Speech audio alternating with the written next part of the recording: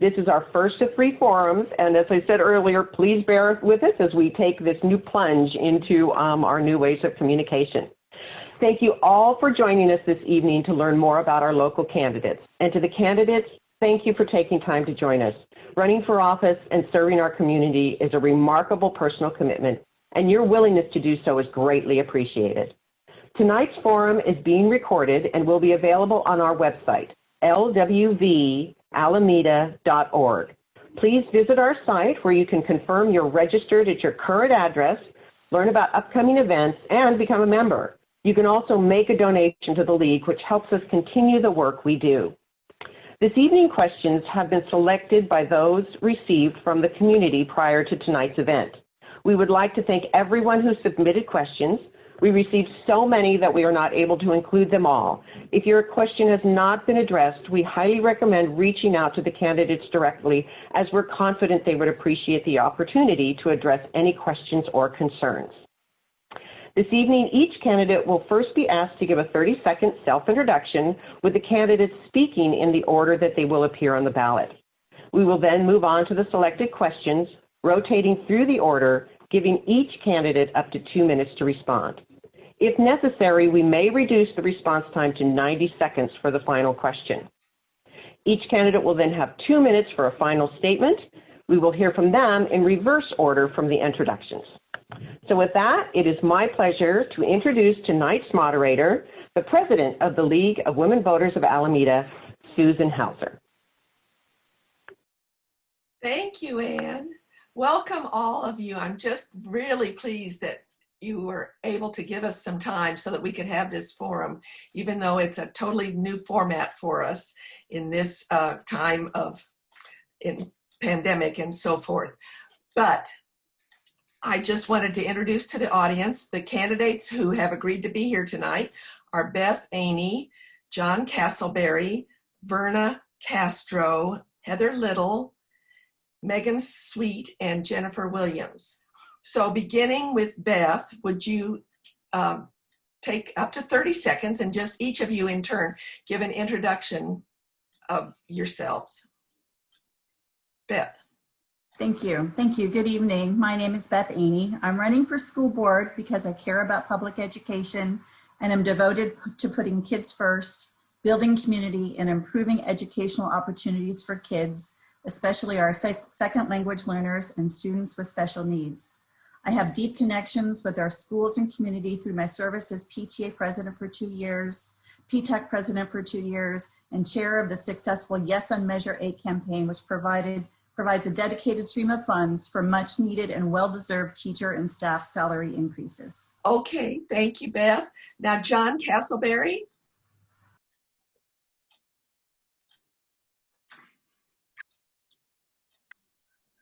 Hi, it's still muted. Okay, hi, my name is John Casselberry. Thank you for this wonderful opportunity. As a Black man and father of 3 daughters, I see the lack of representation available to them and so many other BIPOC communities and students. I decided to run for school board because I'm a lifelong advocate of children, and I share the dedication and commitment of educators to uplifting children's experiences and broadening their perception of themselves and the world around them. I see also how pervasive social perceptions devoid of cultural perspective has been harmful to children. I have had to help my own children navigate the public school system, and we've always approached the difficulties as learning opportunities, moments for growth, and pathways towards self-empowerment. Thank you. Verna Castro. Thank you, League of Women Voters, for the space to share my story. Let us acknowledge our Ohlone people of the land, our ancestors whose wisdom we can draw from. Let's honor now the wisdom of 100 years of 1920 19th Amendment, giving women the right to vote, and giving dignity to the many African-American and other minority women who had similar hardships in quest of the same rights to vote. My name is Verna Castro. I'm Chamorro American, indigenous people of the island of Guam. I grew up poor, raised by a single mother with 4 siblings, and very proud of my Pacific Islander roots. I have a multiracial daughter, 2 biracial grandsons. I'm a fierce warrior for children's rights that leads to excellent education. I have a passion for equity and lifetime health and wellness. I have extensive background in leadership, lived experience, and successfully working on the ground with marginalized students over 34 years in public education. Thank you, Verna. Heather Little. Hi, good evening, and thank you all so much for letting me participate in this evening's forum and also celebrating 100 years of the League of Women's Voters. For the last 10 years, I've demonstrated my consistent dedication to Alameda by participating in many initiatives, including Slow Down in Town, supporting the Alameda Wellness Center, and supporting the various bond measures and parcel taxes to support our schools. I am a former special education teacher. I bring experience with First Five and have a deep understanding of how systems and politics both play a role in affecting our children's ability to develop a comprehensive, healthy development as they grow up.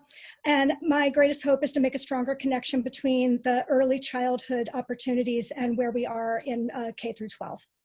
Thank you, Heather. Megan Sweet. Hi, everyone. I want to thank the League of Women Voters for the opportunity to be on a panel tonight. And I want to send my thoughts out to all the West Coast as we navigate the fires and the impact of the fires. And I send a special thank you to our firefighters who are putting their lives on the line for our benefit. Community lies at the heart of the school. I know this as a career educator. And our schools have a great influence on whether each individual in that school, whether their parents, guardians, students, or staff feel included in that community. And Alameda has some excellent schools that currently are doing a great job creating community for some people, but not all. I'm running for school board to advance a sense of community and to include all of us, including those who identify as LGBTQ+, as BIPOC, as single parents, low income, folks that don't often feel as included in Alameda Unified. Okay, thank you very much. Jennifer Williams.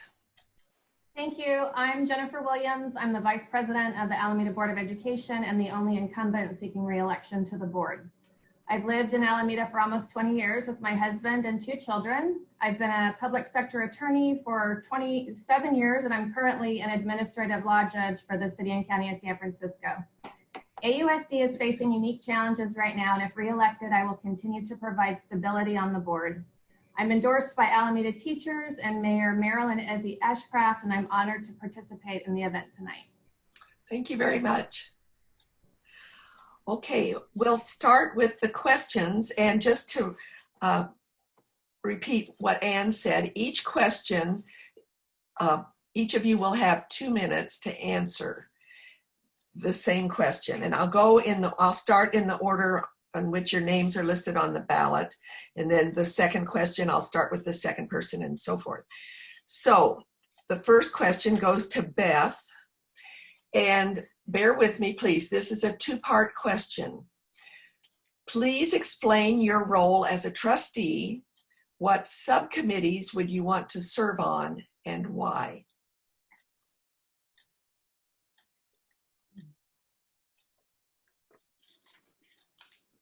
Beth? Oh, sorry. Thank you. Can you hear me? Yes. Would you like me to, did you hear the question? Yes, if you could repeat it, please. Okay, if I could. Keisha, can you restart the clock, please? Please explain your role as a trustee. What subcommittees would you want to serve on and why? As a trustee of the board, I see my role as being a collaborator with our stakeholders throughout the district, whether they be parents, teachers, staff, other community members, nonprofits, everyone who supports our schools, and bringing people together to advocate for our children and making sure that we have the best opportunities, the best education for our kids as possible. It takes a lot of work. It takes a lot of listening. It takes a lot of dedication to make sure that we are doing the necessary work to ensure that our kids have the best education possible. The subcommittees that I would want to serve on, certainly I would want to work with our ASPED families. I think that is a very important and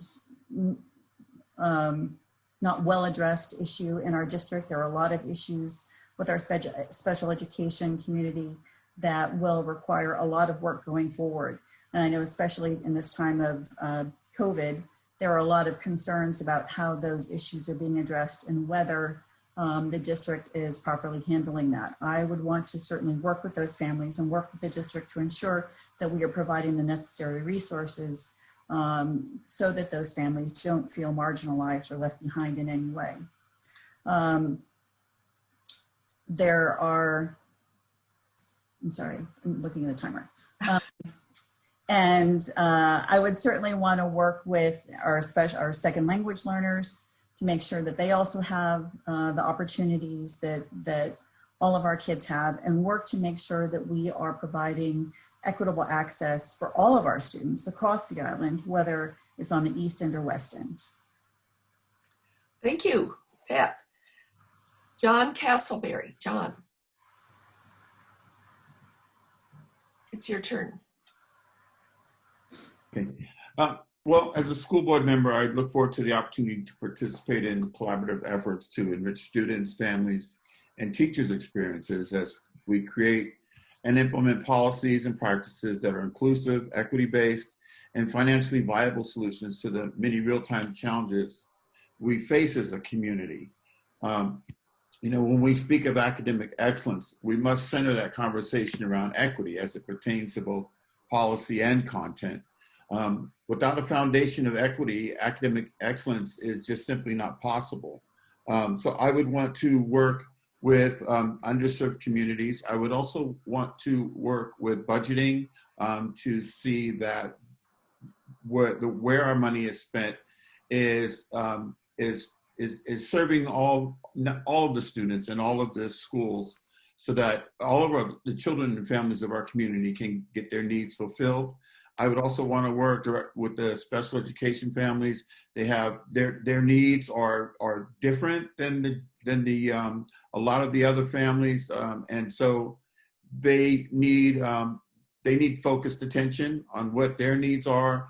I would want to talk to the families because there's no one size fits all, and I would want to look at hiring and looking at making sure that we have the professionals where we need them, and that we have a balanced and well-rounded educators and staff working in our district.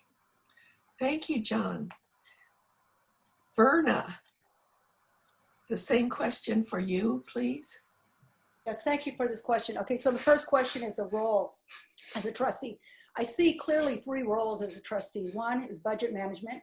Okay. Secondly, as a trustee, it would be evaluating the superintendent to ensure that the on-the-ground, operational of the school is being done. So the board actually supplements or provides resources for the superintendent to do his job. And the third thing that I see as a role for the trustee, as a trustee, would be policy. And the policy is driven by the strategic plan and the graduate profile. So those are the three roles. As far as committees, I think I would take leads in a few committees. And one is agreeing with John in terms of equity, because equity drives the plan of the district. I've been involved in different creations of visions as an athletic director or as a department chair or at the district level. So it's, that has to be clear. So equity audits, that's aligned from the top all the way down. I like what Superintendent Scudari is doing with that, and the Board of Education. And then again, underserved students, making sure that our underserved students are being served and given the resources they need. And secondly, wellness. I think we should create a committee called wellness, because at this time, like no other, wellness supports is very important. And my long-term vision is wellness centers, but at this time, coordinated care for students and families and the adults in the building. So I've got a pretty robust plan for that. And the third, I would say, would be curriculum. 34 years in public education, I've been involved in curriculum design. I've been involved in courses I developed were actually approved by UC A to G. I don't think anyone on the board can, running for the board, can talk in terms of design and curriculum. And being a BIPOC LGBTQT female, the K-12 in the state legislature right now with Asian education, with African American, with indigenous people, with Latinos. That's the type of curriculum we want K-12 in Alameda. I know there's ethnic studies in Alameda High, but to have this LGBTQ and other curriculum expanded in Alameda is something I want to do. So diverse curriculum, diverse programs, language, all around equity. And of course, I can talk more about wellness at a later point. Thank you. Thank you. The time is up. Heather Little. Thank you. I've been doing a lot of thinking about what it means to be a trustee on the Board of Education. And I think upmost and forefront is to ensure that our children are receiving the most excellent education that they can possibly get. And we do that by looking at the budget very carefully, monitoring it, making sure that we are making adjustments to it so that as we're moving through COVID, we're making those decisions thoughtfully, safeguarding those specific budget line items, such as for special education, our ELL, our foster care, our homeless youth, the children who are at risk has to be at the forefront. I would also think it's my job to be very collaborative and work with the superintendent, make sure that I am forging forward with a healthy, constructive, and supervisory relationship with our superintendent. And finally, my job is to make sure that I'm listening to the stakeholders, listening to the stories, lifting them up and keeping them in mind as we're making policy decisions and administrative decisions about how to move forward. When it comes to which committees I've been thinking about already sitting on, I certainly think I would have a place on the City School Joint Committee. I see our schools district future, as I've mentioned in other forums, as a citywide community issue, that I think that education and the supports that are needed to be a success is going to take all of us in order to see that through, that we can't have quality education without making sure that these other systems like transportation, affordable housing, our workforce development, all of those different levers have to be working together. And I think making sure that we're having a good working relationship with the city leadership to see that through is very important. The other committee that I think I would really appreciate being able to sit on is the Alameda Collaborative for Children, Youth, and Families. My background in working with First Five, as well as with 16 years with Seneca Family of Agencies, brings me into an intersectionality with a lot of the players who have a role in helping move forward those opportunities for children and youth in our communities. Also sitting on the Girls Inc. board and also working with Alameda Point Collaborative and Doug and making sure that we're lifting up those kids. Thank you. Thank you.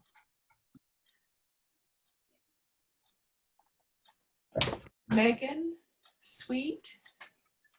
Yeah, thank you for the question. It's a really good one. So when I think about board members and what my role would be, it is one that is we are, at the end of the day, we are supervisors of the superintendent and the work that he's leading. So that's an important part of that role.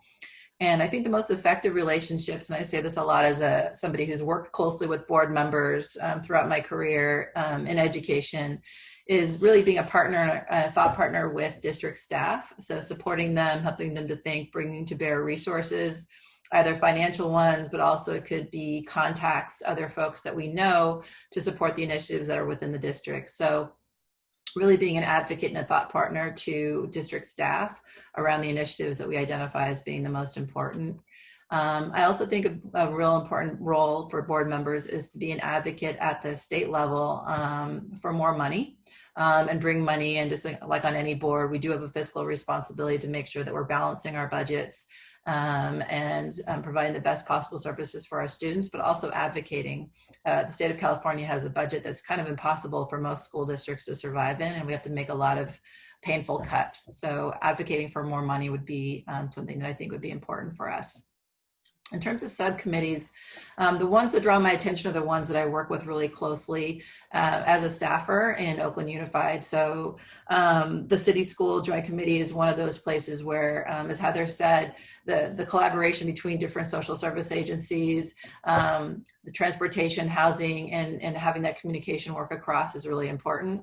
I'd also want to be on the Measure B1 Oversight Committee and make sure that we're using our facilities as effectively as possible. I'm a big budget person, so I would be really drawn to working on the district budget and supporting that. And as many have said, the equity committee, I think, is one of the most important committees that we need to work on right now. So I'd love to have the opportunity to work with our families from underrepresented communities. Thank you. Thank you, Megan. And we have one more candidate in this round. Keisha, could you reset the timer, please? And the next person will be Jennifer Williams. Thank you. So trustees have a number of roles on the board. We provide leadership and oversight of the district. We set the direction of the district in collaboration with the community and staff.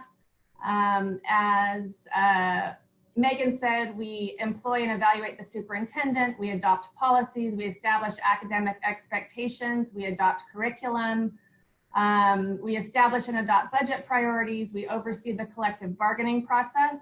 We act in the best interest of students and keep learning and achievement the primary focus of all the decisions that we make. It's important that we keep our board and staff roles separate, and that we operate in a transparent way and evaluate ourselves at least annually. So in terms of the subcommittees that I've actually served on, we do have a wellness committee, and I've served on it for the last 4 years on the district. It's some of the most rewarding work that I've done. During that time, we conducted our first ever needs assessment of the behavioral health needs of our district. And we're able to take the data from that report and go to the city council, who's appropriated $100,000 last year, and then again in this year's budget cycle to fund a therapist who provides therapeutic intervention through Alameda Family Services to our students. We also, based on that report, have a partnership with Girls Inc. of the Island City, who provides almost $300,000 worth of free social emotional learning to our students in every school in the district. We also have a policy subcommittee. I sat on that oversees policies and amends policies from time to time, subject to full board approval. We, as Heather said, have a joint subcommittee with the city of Alameda. I sat on that for all 4 years since I've been on the board. We've done some amazing work ensuring equitable access to the city's sports facilities and making sure Emma Hood Pool remained open. I think in terms of moving forward, I'm interested in joining the Peralta Community College District Board. I think there's a lot of work that can be done in expanding that partnership and improving career technical opportunities and college level opportunities for all of our high school students across the district. Thank you, Jennifer. And that concludes question 1. So now we'll begin with John Casselberry for question 2 and go in the same order. And let me give you the question. And Keisha, could you reset the clock? John will be first. Here's the question. What are the most important challenges facing special education in the Alameda Unified School District right now? And what concrete actions would you take to address them? So, John. Susan, I'm going to interrupt for a minute. Keisha, the clock started while the question was being asked. There you go. So please let's give Keisha a chance to thank you so much. Okay, John. Oh, okay, go. Okay. So I think I believe one of the big issues facing them is stability because of the staffing issue. So I think one of the first things that I would do would be address the hiring issue and making sure that again that we have paraprofessionals and teachers in place that can help to make sure that these children have more of a consistent experience and a more stable experience. So that, relationships between teaching and any student, it has to be a relationship. And with different people coming in and out of your life, that destabilizes the learning experience. So that would be one of the first places that I would look at addressing that. And that also creates over expenditures because we're spending too much money contracting out. So that's money that could go towards other programs and other resources that would help with the special education families. I think perhaps we need more outreach and speaking to the families of these students more in order to custom and tailor the needs of each child. Because again, as I said before, there is no one size fits all with any student, let alone with special education. There's no one size fits all. So we need to be more laser focused on what the actual real-time challenges are so that we can address them, because we can't fix something that we're not aware of. So I would look at hiring, I would look at speaking more to the families and really putting much more weight into the families' input and what their experiences are and what they're saying that their needs are, and working together in that way, and supporting the teachers, because the teachers need support too. They're human beings, and they have to feel supported in order to John, I'm sorry, but your time is up. Oh, I'm sorry. So we need to. So I just was going to just keep on. Okay, thank you. Okay, the next candidate will be Verna Castro. And this is question number 2. What are the most important challenges facing special education right now and in AUSD, and what concrete actions would you take to address them? So, Keisha, thank you. Okay, to begin, I think like all students, special education students deserve the best education, okay? Special education students are very unique, so they're under the underserved population, so, you know, figuring out resources. But I'm gonna go back to what John said. Number 1 is the shortage of teachers, okay? And the shortage of paras. It's incumbent upon us to, first of all, increase teacher salaries. I know there was just an increase in teacher salaries, but it's not enough. To attract the best teachers, we have to have salaries comparable to the other nearby cities. San Francisco is far greater than Alameda. I know, I just spoke to a family today where there's a family who is teaching in San Francisco, and they live here, grown in Alameda.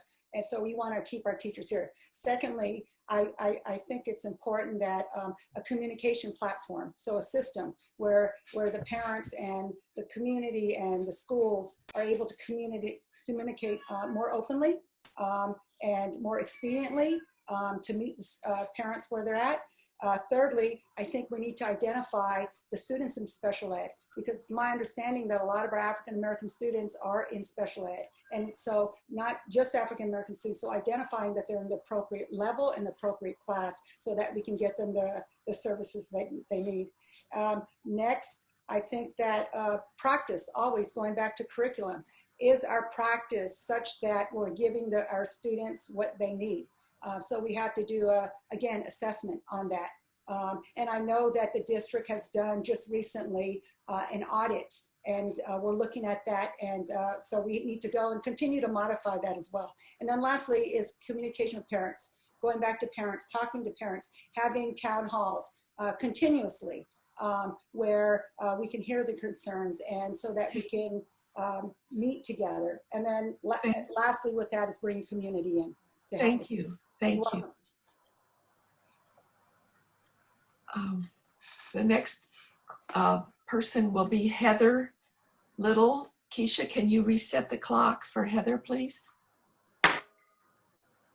Okay, so special education is definitely an area that is near and dear to my heart. It's also an area that our district really struggles to resource. I've been listening to a lot of parents, hearing the stories, hearing the pain that they have brought forward about the struggles that they have experienced trying to get their kids the services that they need.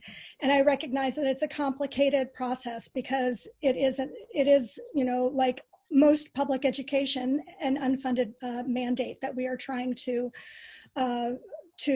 address. But we need to move our eye towards a culture of what we can do rather than a culture of can't. And I would also think that part of the culture change that we need to shift is to a culture of acceptance. And how we can start to do that is through a few different ways. First way would be through communication, making sure that we are increasing the community voice, the stakeholders, the students and their families, that when major things are happening, we are including them in the process, that we ensure that transitions are as smooth as possible, even knowing that sometimes they can't be, but maybe taking that extra step to do that outreach is important. Including communication about timing and clarity of everything that's happening. I'd also, as I mentioned before, want to talk about establishing a culture of inclusion, that we have an increased presence of special education in the board committees. I'd like to explore having a special subcommittee that's dedicated to special education and have a dedicated time at each of the board meetings when things can be presented. And of course, ever so important is recruiting and retaining quality teachers, supporting our paraprofessionals as well through maybe CEU programs that we could be doing, but making sure that we are providing that consistency of quality educational teachers across our district so that if and when students do need to transition from one school to another, the continuity remains the same. Thank you. Thank you, Heather. The next person answering question number 2 will be Megan Sweet. And Megan, where are you? I'm here. There you are. Keisha, could you start the timer, please? Yeah, this is such an important question and a really urgent area of work, I think, for Alameda. I've spoken to parents across the city, and I will say that some people feel really supported during this time and others feel like they haven't been supported. So I do want to say that there are families that are feeling really impressed by what the support they've gotten so far, and others that really feel like we've been missing the mark. So understanding just the spectrum of experiences is important. I think most urgent right now is supporting the students as we are in COVID-19. So as we are separated from our students and students are at home, our most vulnerable populations are going to be the ones that are going to be the most significantly impacted, and that includes our special education students. So looking at and figuring out ways that we can creatively provide the services that students and families haven't been receiving at the same level, or maybe even at all, since we've been in COVID-19 is important. We're not going to be probably going back to normal for a while, so how do we provide some continuity of support there? As so many of others have said, special education is an underfunded mandate, which basically means that we need to provide the support, but it's not funded sufficiently to be able to provide the support that students need. So we need to look at our budget and figure out how we can spend more wisely, build on the work of the audit last year, as well as take a look at the lawsuits that Alameda has been a part of and the amount of outsourcing we're doing for programs, and figure out which ones we can do in-house and how we can be more proactive and thoughtful about the way that we're providing special education services so that we can bring some of that money back into the district again and avoid the lawsuits. And finally, supporting our teachers to have the appropriate training and guidance they need to provide the support to our students would be really important. Thank you. Thank you. Jennifer Williams. Keisha, would you please reset the timer? Thank you, Jennifer. It's your turn. Thank you. So as everybody has mentioned, I think the biggest issue facing the special ed department right now is staffing. About a third of our special ed teachers don't have the appropriate credential. And it's a very difficult job. There's a lot of paperwork, a lot of regulations and oversight. I'm hopeful that with the parcel tax that just passed that increased our teacher pay, we will be able to attract and retain additional special ed teachers.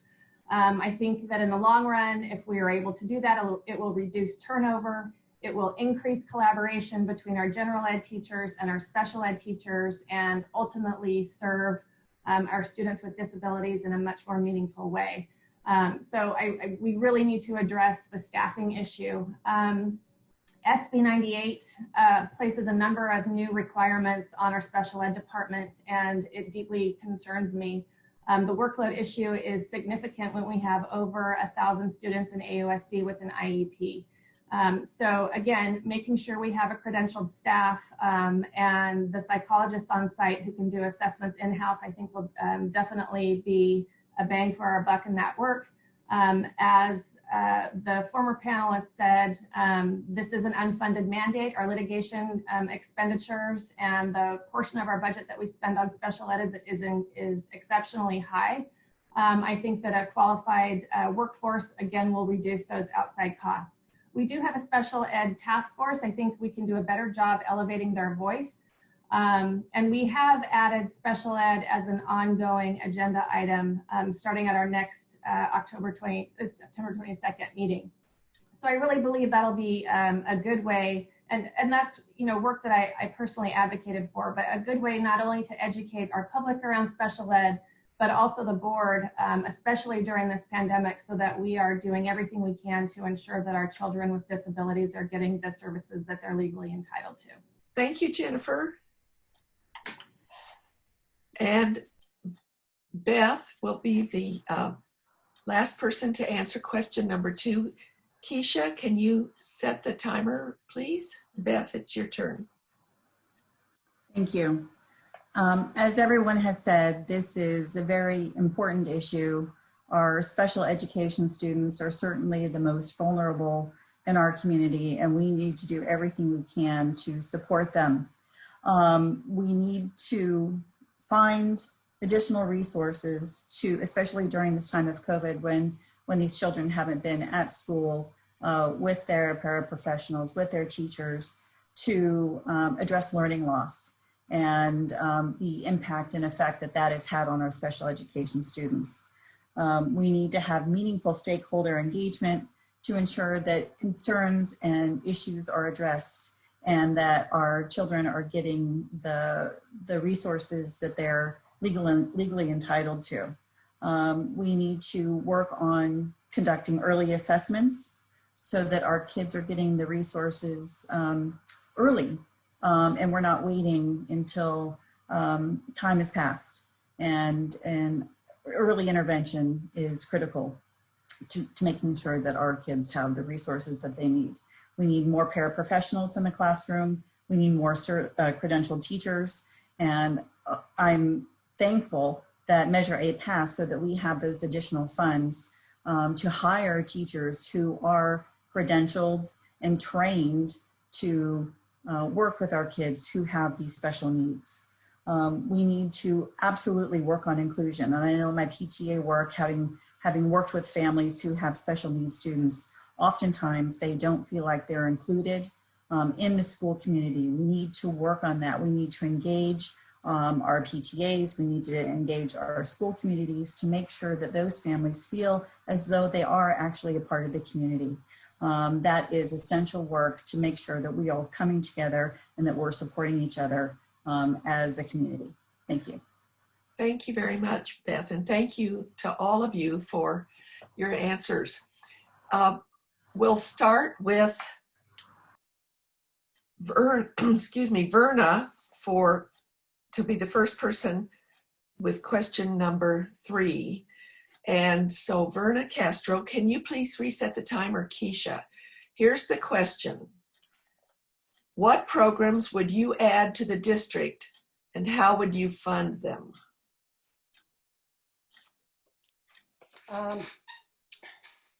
Right off the bat, I would add, because inclusion is equity, I would add K-12 programs, which is expanding the current ethnic studies program.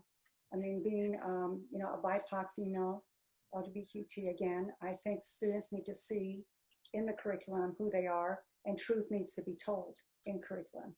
So I think it's adding K-12 curriculum and exploring what are the best curriculums there so that our students get that. How would I fund that? Well, one of the things when you're talking about budget, I mean, I don't have any answer right now, but I have to say, one of my assets is I problem solve, in many areas. And if it's a high leverage item, high leverage priority, which it is, inclusion is in our district and equity is in our district, then you shift funds there. It would mean that other programs obviously would have to, may not have the programs, and we'd have to find funds in other ways. So I think the inclusion would be the different programs there. Yeah, we'd have to just be very creative with the funding and how to do that. Thank you, Verna. Heather Little, question number 3, please. I actually think what I would like to start with, I know that this year. I hate to interrupt. Pardon me just a second. Keisha, could you reset the timer, please? Thanks. This is going to be Heather's opportunity. Thank you. Thanks. Okay, Thank Heather. you. I appreciate the question, and I was doing a lot of thinking about this while Verna was talking. And I know that this year, both ASTE and Alameda High School are getting a mandatory ethnic studies curriculum for all of their 9th graders. And having had a lot of conversations recently about anti-racism and how to address systemic racism throughout our entire community, trying to build in a curriculum that demonstrates everyone belongs here for all of our students, all of our teachers, all of our administration, that our families can also participate in, so that our entire community does get the sense and feeling of that. I think it could be developed to be age appropriate, obviously, but these conversations have to start. We know that children, very young children, get the sense and have a feeling of when they are looking different or acting different and subsequently feeling different. And I think we have to start having those conversations right off the bat, not waiting until 9th grade to be having them. How would I pay for that? I think that we can start to get creative. I'm hoping that if Prop 15 passes, we know that that will hopefully be a good injection of funding for our school district, potentially to offset the budget shortfall that we're anticipating. But I also think that there are grants and opportunities that we've got the opportunity that we might be able to tap into if we can dedicate some time to go after them, that we could use to harness some creative ways. Also leveraging our support and that we get with Girls Inc., who's already doing a lot of the work around social emotional aspects, that we could potentially loop in some of that and harness some volunteers to bring in some of this curriculum as well. Thank you, Heather. The next person for question number 3 will be Megan Sweet. Keisha, could you reset the timer, please? Thanks for the question. I'll wait till this timer starts just to be fair. Okay. Okay, there. There we go. Okay. As both Verna and Heather said, for me, the priority in the district is increasing our work around equity. And one of the ways that I think we need to start to do that is by developing an equity statement and a series of policies that go along with that, so that they are implemented district-wide, not just in isolated curriculum or in isolated schools, but there is support and a system of addressing equity across all of our districts. Some of those things that would show up in the system would be things like training our teachers in culturally responsive pedagogy so that they can create safe and supportive learning environments for all of our students. As Heather said, supporting deep conversations across difference and within our own affinity groups to understand and explore equity and what equity means to us as a district. And that's across, and also with students, families, teachers, adults, other adults in the school community. Training our staff to be more inclusive and use culturally responsive strategies in how we talk to and engage with our families across the district. Diversifying our workforce throughout the district as well, so folks that are from different backgrounds feel included and supported. In terms of budgeting that, my mentor, Delaney Easton, who's a former state superintendent, has said to me a lot, and I agree that budgets are a reflection of our values. So as we look at tight budgeting times, we need to show that we actually value equity by putting our money and behind that, but also we can do some fundraising to find additional resources to be able to support additional programming and build on this work. I think it's a mandate that we must address. Thank you. All right, Megan, thank you very much.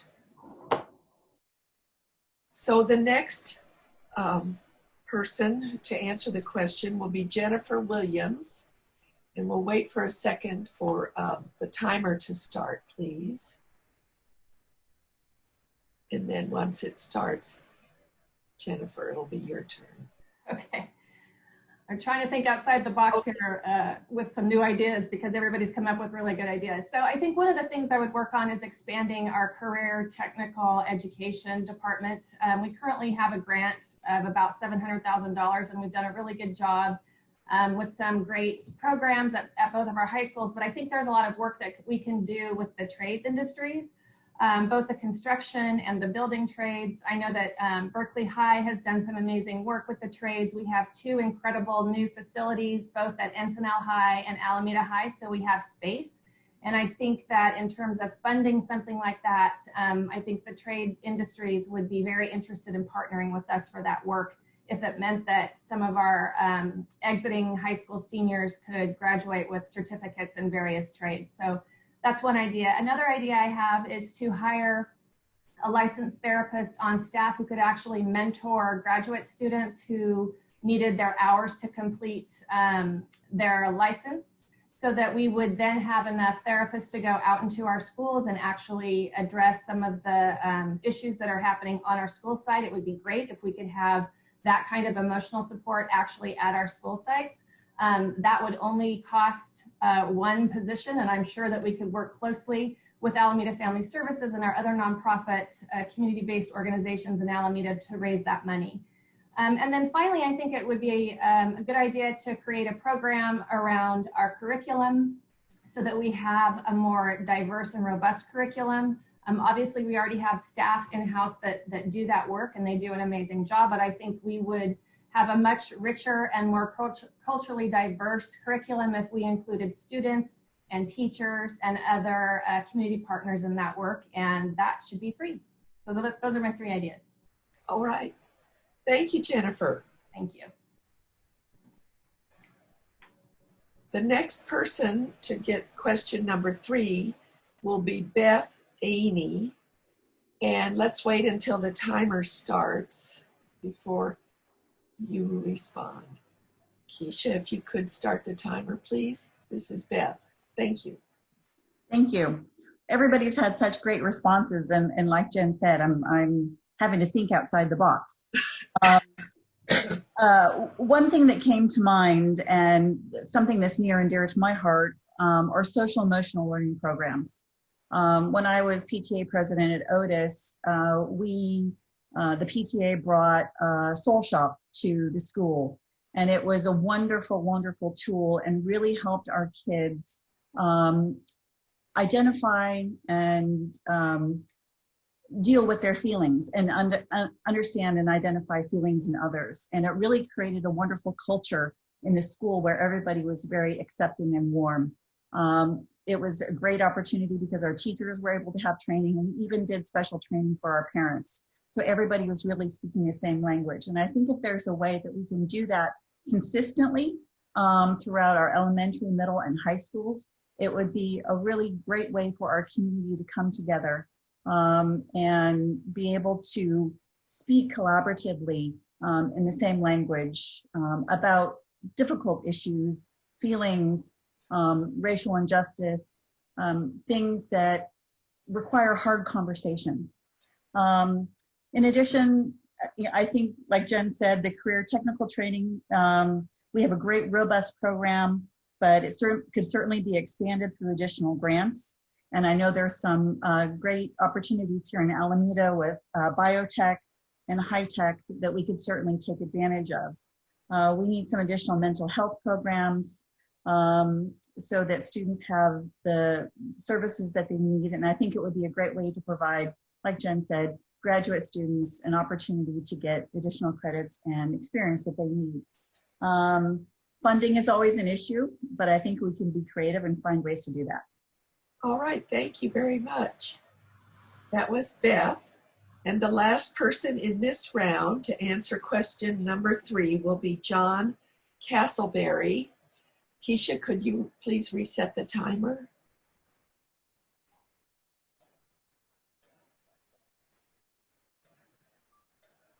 Thank you, John. Hey, thank you for asking this question. It's great to see that pretty much everybody on this panel has the very similar ideas. So it means that we're pretty much all in alignment with how we want to see the schools move forward. And that's very reassuring.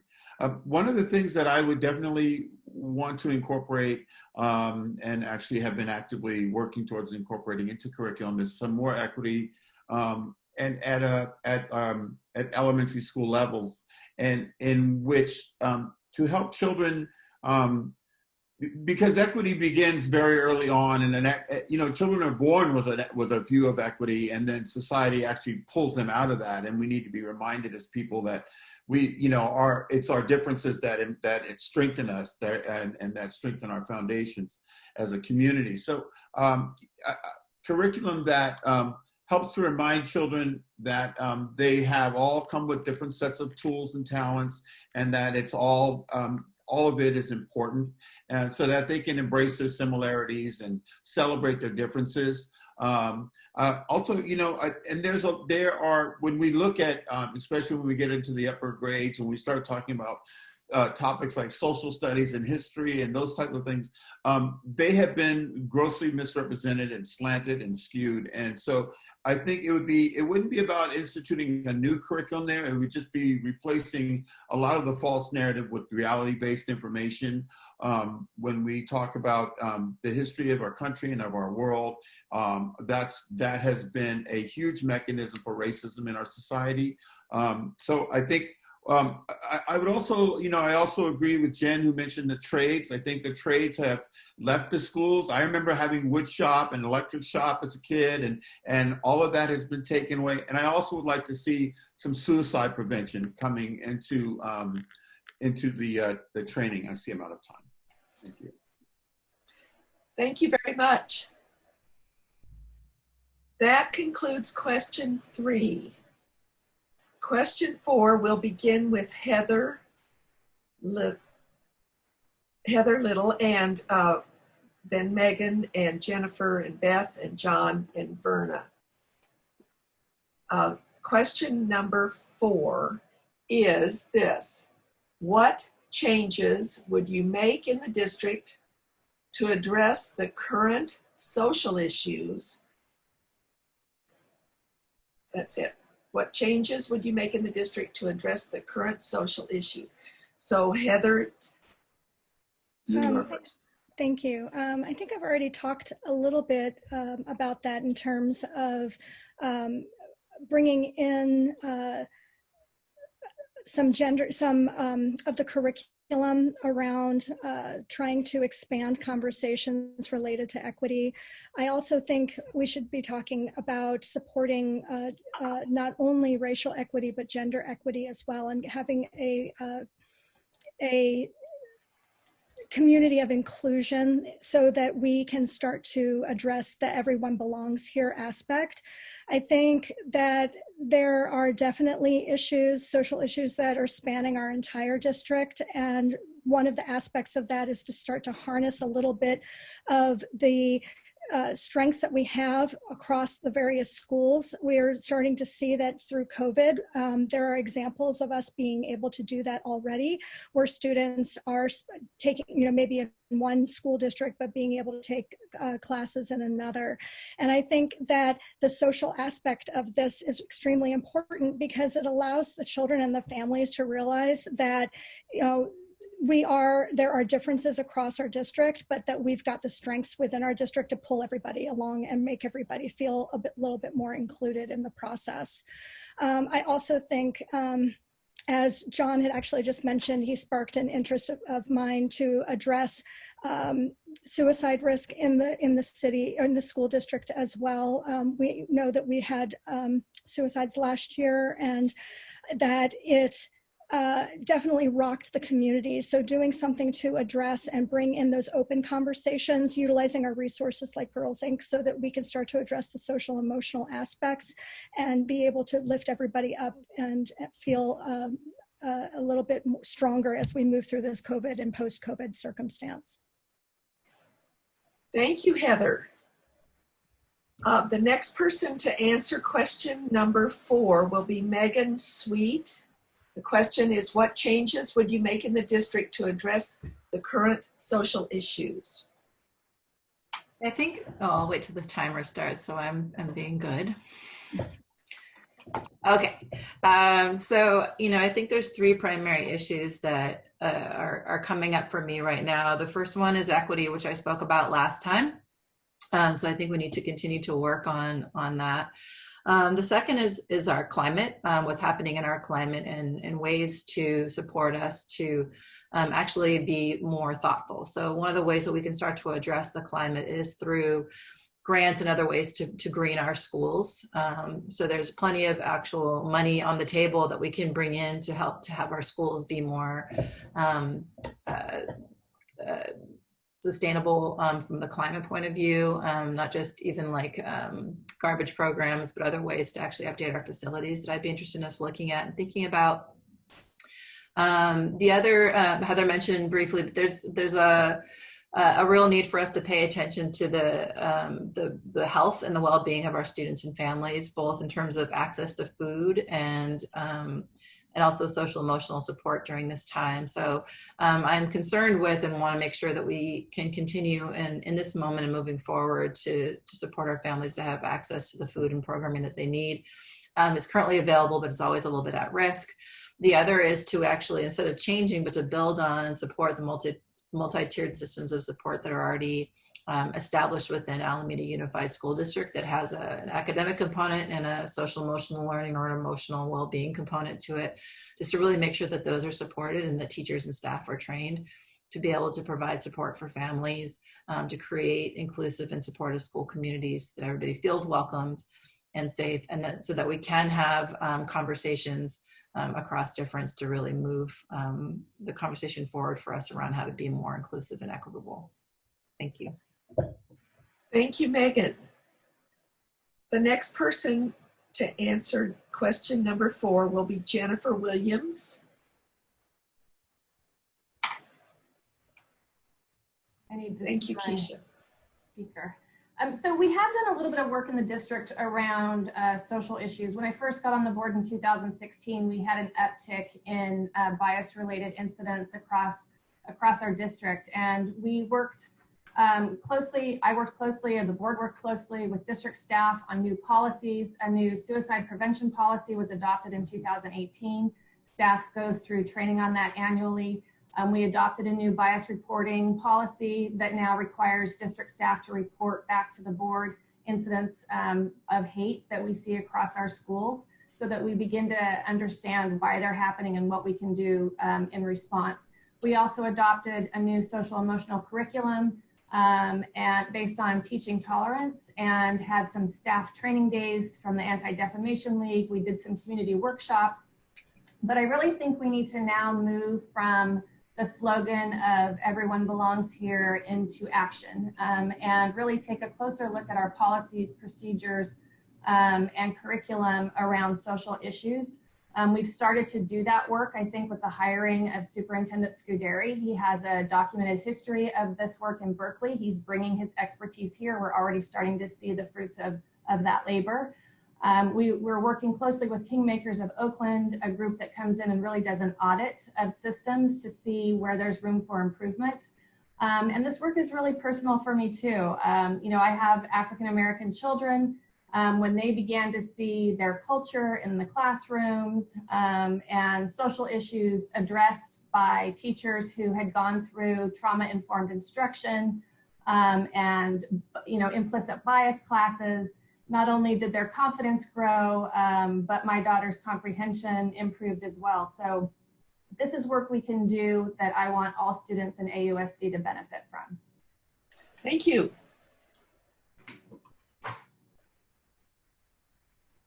So that was Jennifer Williams. The next person to answer question number 4 will be Beth Aney. So Keisha, could you please reset the clock? Thank you. Thank you. I think this is a very important question, and the primary issue that comes up for me is equity. And since I really became involved in school and advocating for children, equity has been at the forefront of my work. Right now, as PTAC president, I am involved in the PTA Equity Project. And the focus of our work there is to really examine how PTAs are spending monies that they raise and how we can address any inequities. So we are going to closely examine where and how funds are spent and where we can improve to make sure that all of our children have access to programs and enrichment opportunities across the island in an equitable way. That to me requires participation by the district too, because I think we need to really dig deep and make sure that we're understanding how the district is spending money too, and how we can all work together to make sure that all of our schools are funded in an equitable way. In addition to equity, I think systemic racism issues are critically important. We need to be able to provide supports for our students and families, and additional professional development and training for our teachers so that we can address those issues and make sure that all of our students feel safe and heard on campus and in our community, and that we are creating a safe environment for them.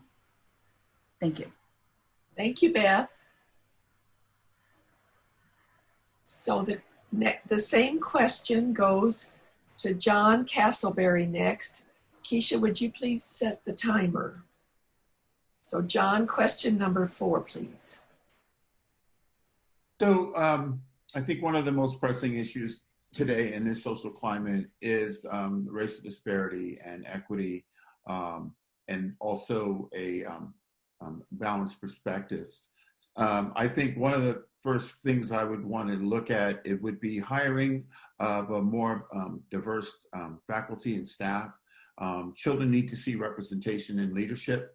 They need to, all children need to see it. So it doesn't just impact BIPOC students, but it also impacts other students that are non-melanated, because their view of BIPOC people needs to be elevated also, so that they grow up to have a balanced perspective of their peers that don't look like them. It's the same system that is causing these atrocities to occur to the BIPOC community is the same system that is educating the people that are perpetuating these atrocities. And so it's something that needs to be addressed across the board. I've said many times that racism is not a Black issue. Racism is a human issue, and that it takes everybody to address this. I feel strongly about the impact racism, classism, and lack of empathy has on all children. So, I understand that we have to, children need an opportunity to see, to sell, again, they need an opportunity. Oh my God, I'm so sorry, my phone just rang. I thought I turned it off. They need an opportunity to see diversity in leadership. Representation matters, perspective matters, and they need to be able to understand that everybody has gifts and talents to contribute, and in order to be able to celebrate and respect those differences. And because that, oh, sorry. Thank you, John. That was John Casselberry. And question 4, the final candidate to speak to question 4 will be Verna Castro. And then following Verna's answer, we will start with the 2-minute summations that each of you will give. And that will begin with Jennifer Williams and go in reverse alphabetical order until we've gone through all the candidates. So Verna, question number 4, please. The number one focus in my platform is wellness. Okay, why wellness? Because my entire life, 34 years of my professional life, has been involved in sports and physical education and health. Okay, so it's right now, as you all said, everything, kids can't learn, they can't achieve, basic needs aren't being met. I walked over at APC, I walked around. I mean, just we know what's going on, and I actually don't know what some of the kids and the parents are feeling, because it's beyond just the child. It's the families too, the impact it has. 90% of principals, this was last year, 90% of principals state that students have an increased anxiety and depression. That was last year. So what is it this year? Okay, so let's be real and really and know that the wellness supports have to be ramped up.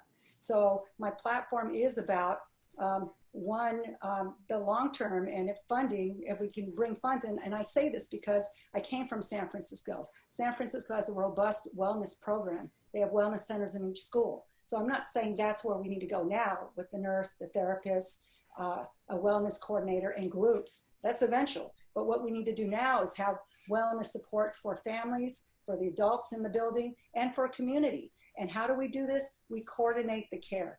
I'm very in touch with the commissioners in San Francisco, the agencies in San Francisco who coordinated care together to get it done.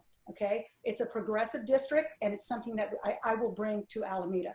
And it's really needed now for not just our BIPOC, for every student and family and adult in the building in Alameda Unified School District. And that's what I can bring. All right, thank you, Verna. So you've all just been marvelous in your responses to these questions, which were varied. And I appreciate so much you're giving some thought and attention to them. As I said, I think we'll start now because it's about 10 minutes past 8. We'll start now with the, each of you has an opportunity to speak about yourselves and why you should be the candidate who's selected, or one of the candidates who's selected. And so we'll start with you, Jennifer, if you would please. Thank you. I want to first thank the League of Women Voters tonight for hosting this event and for all the panelists who participated this evening. It's been the honor of my life to serve you and this community on the Board of Education. I've worked hard to represent the best interests of students and staff alike during these past 4 years, and it would be an honor to serve another 4 years with your support. We're at a critical period of time with complex challenges facing us, and in my opinion, we need board members who know where we've come from in this work and who can continue to provide stability and strong leadership moving forward, especially during this pandemic. I'm the only candidate with institutional knowledge about the core issues facing our community, from the pandemic to our learning gaps for African American students, to our families and children who are receiving special ed services, to the budget, just to name a few. And that stable and consistent leadership at this time needs to continue on this board so that we can continue to make progress on these issues in the next 4 years. I'm proud to have the endorsement of the Alameda Education Association, Mayor Marilyn Ezzy Ashcraft, Vice Mayor John Knox White, Board of Education Trustee Dr. Ardella Daly, other elected officials, and many distinguished community members. I hope I've earned your support tonight so that we can continue to work on the pressing issues facing AUSD during the next 4 years. Thank you. Thank you, Jennifer. So we're going in reverse order of where we started initially. So the next person to speak would be Megan Sweet. And if you could please, Keisha, start that timer.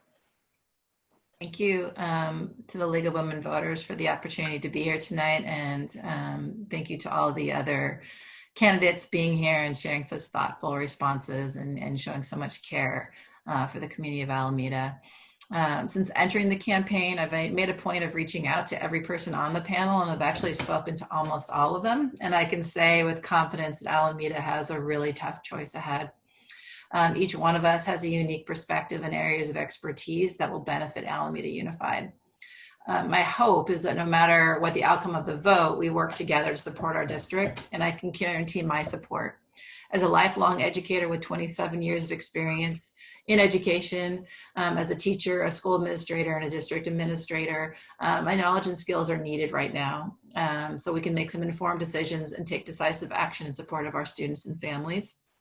And to transform Alameda into a district that really does create community for everyone. I'm running on a platform of creating strong school communities, supporting our district's fiscal vitality, and addressing the inequities in our system. As a white woman, I'll continue to act as an ally to underrepresented community members, including our LGBTQ+ and BIPOC students and families. But I also know that my allyship does not replace the direct experiences and impact that people from those communities bring to the table.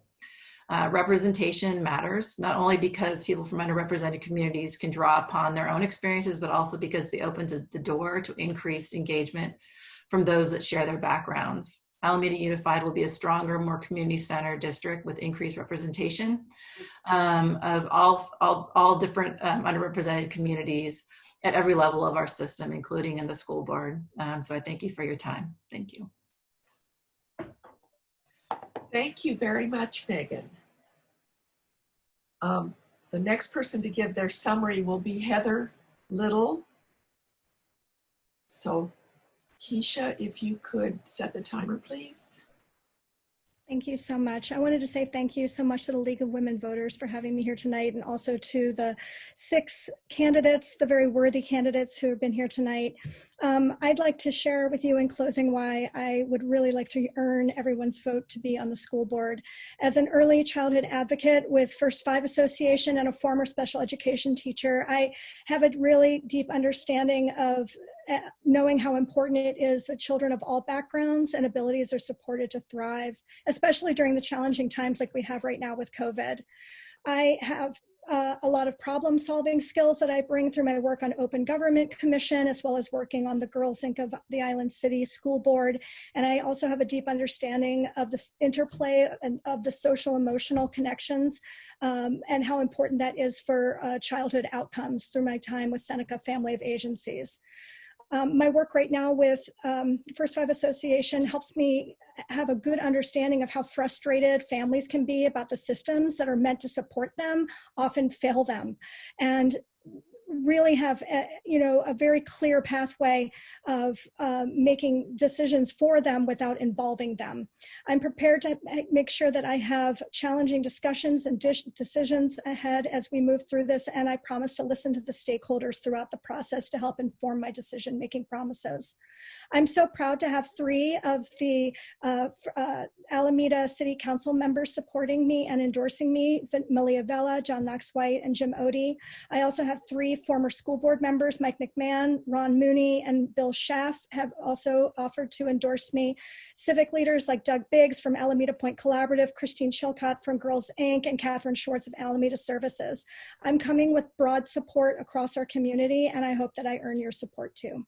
Thank you. Thank you, Heather.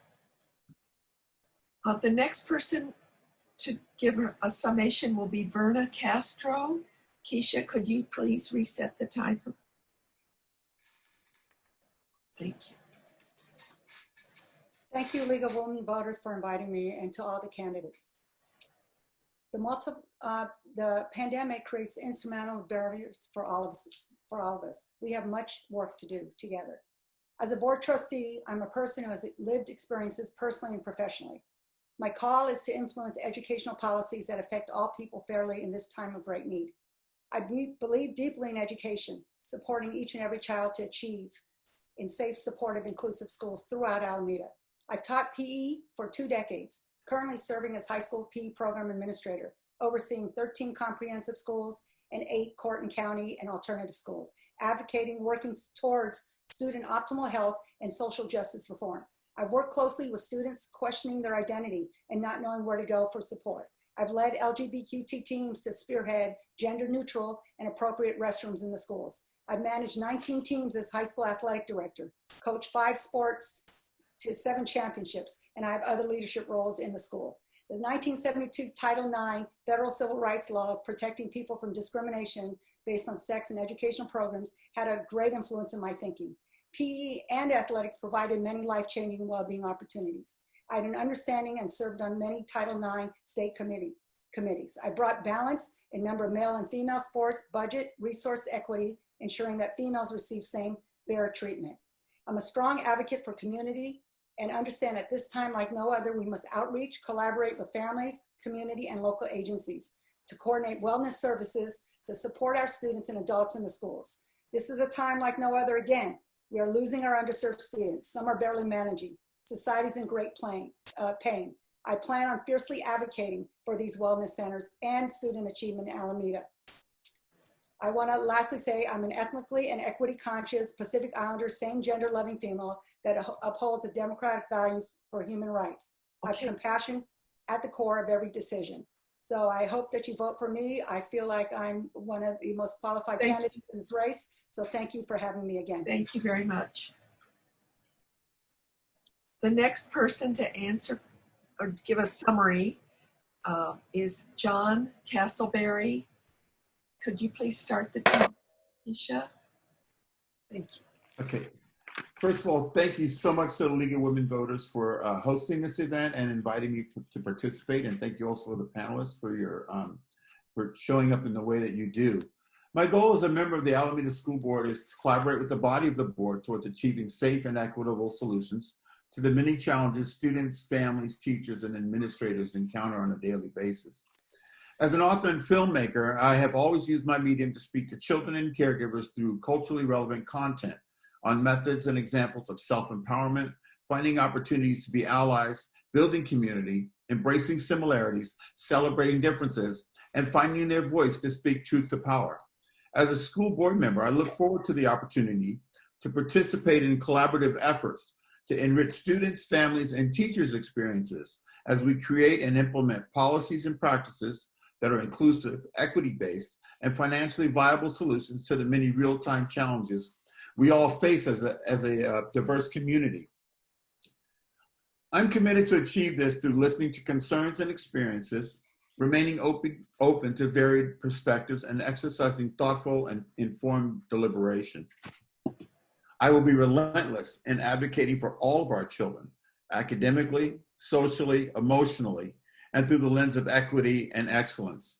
You know, I'm honored to be endorsed by State Assemblyman Rob Bonta, by the current school board president Mia Bonta, by Gary Lim, by Robbie Wilson, and Amaya Edwards, one of the founders of and leaders of the Youth Activists of Alameda.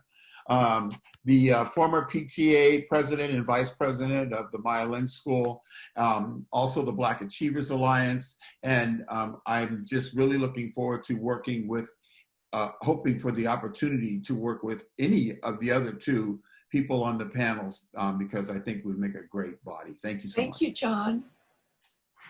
So the final candidate to give us a summation is Beth Aney. And could you please set the timer, Keisha? Thank you. Thank you. Thank you for the opportunity to speak at the forum tonight. As a parent of 2 AUSD students, and in conjunction with my extensive PTA work and work on the Yes on Measure A campaign, which was thankfully successful, I've had the opportunity to work with many parents, teachers, and AUSD staff over the years, and I truly understand the challenges and issues in this district. As PTA president for 2 terms, I work collaboratively with school staff, parents, and teachers to provide greater social and emotional learning supports for our students, teachers, and parents. Started the first Equity and Inclusion Committee at any AUSD school with recognition as a No Place for Hate school, and managed a very large budget and was accountable to parents, teachers, and staff and how those funds were spent. I'm now in my 2nd term as PTA Council President, where I work with PTAs in Alameda across the island to facilitate collaboration and sharing of ideas and resources among public schools. I also work very closely with district staff to identify areas of community concern that demand discussion and attention and provide engagement and support opportunities for our families. As part of this work, I have developed strong leadership skills and can step into the position as board trustee on day 1 and do the necessary work. I'm proud to say that I'm endorsed by Alameda teachers, Board President Bonta, many former AUSD board members, Christine Chilcott of Girls Inc., and many, many parents throughout our community. And I hope that I have earned your vote and look forward to working with this community to bring the best education possible to our Alameda students. Thank you. Thank you, one and all, for this really inspiring forum. Our Vice President Ann McCarrigan will give the closing remarks. Once again, thank you to all who joined us. In particular, thank you to all the candidates participating this evening. For those out there, there are 3 openings for the school board, so you will have the opportunity to vote for 3 of the candidates that spoke this evening. As a reminder, we do have 2 additional forums coming up this month.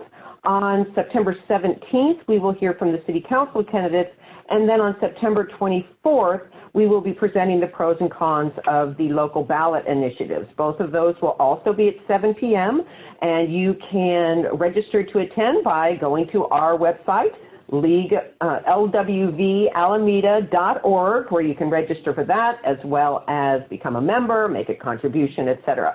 We will also be hosting 2 additional community forums, one on September 30th, the other October 1st, which is about Alameda policing, nuts and bolts. These will also be at 7 p.m. and you can register online. So once again, thank you all for attending. Thank you again for the candidates, and please remember to check and be sure that you are registered to vote at your current address, and then of course, please be sure to vote. Thank you. Thank you all so much. Thank you, everybody.